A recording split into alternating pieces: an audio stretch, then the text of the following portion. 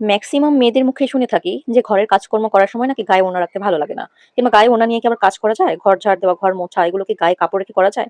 ঠিক আছে, বুঝলাম যে ঘরের কাজ নিচে ঘরে থেকে নিজের মতো করি, নিজের ফ্যামিলি কিংবা নিজের হাজবেন্ড কিংবা একা থাকি, তখন হয়তো সমস্যা হয় না। তবে আমার কথা হচ্ছে, অনেকেই দেখি, বিশেষ করে আমার বিল্ডিং এর সরাসরি আরেকটা বিল্ডিং আছে, আমি তো 4 তলায়, 3 তলায় একটা বিল্ডিং আছে, ওখানের ব্যালকনিটা পুরোটাই খোলা। ওখান থেকে ওখানে একজন মহিলা প্রতিদিন দেখা যায় ঘর ঝাড়ু দিচ্ছে কিংবা বারান্দা ঝাড় দিচ্ছে, মুছছে, বাট তার গায়ে কোনো ওড়না থাকে না। সে ঘর ঝাড়ু দিচ্ছে, ঘর মুছছে ওই অবস্থাতেই। তো মাঝে, মাঝে আমি ওরকম পরিস্থিতিতে পড়ে কিংবা ওই দৃশ্যটা দেখে আমার নিজের কাছে অস্বস্তি বোধ হয়। তখন আমি ভাবি যে আমার আমার উপরের তলাতেও তো আরো মানুষ আছে কিংবা নিচের তলাতেও আছে। তাদের মধ্যে থেকে যদি কেউ এরকমটা দেখে, তাদের কাছে আসলে কেমন ফিল হয়? বিশেষ করে যদি কোনো পুরুষ মানুষ, যারা অনেক সময় আছে অফ ডে থাকে, পুরুষ মানুষ ঘরে থাকে সারাদিন, একটু ব্যালকনিতে যাবে, এটাই তো স্বাভাবিক।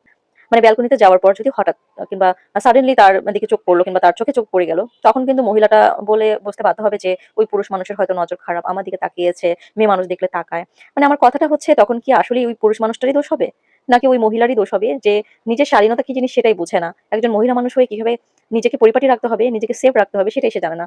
তো মাঝে, মাঝে বলি তার সাথে, আমি ২ টা কথা শেয়ার করি কিংবা তাকে ভালো করে বলি। পরে আবার মনে হয় এরা আবার ৪ টা কথা শুনিয়ে দেওয়ার জন্য প্রস্তুত থাকে। তো এখন আসলে তাকে কি বলা উচিত কিংবা কি করা উচিত? আপনারাই বলে দিবেন প্লিজ।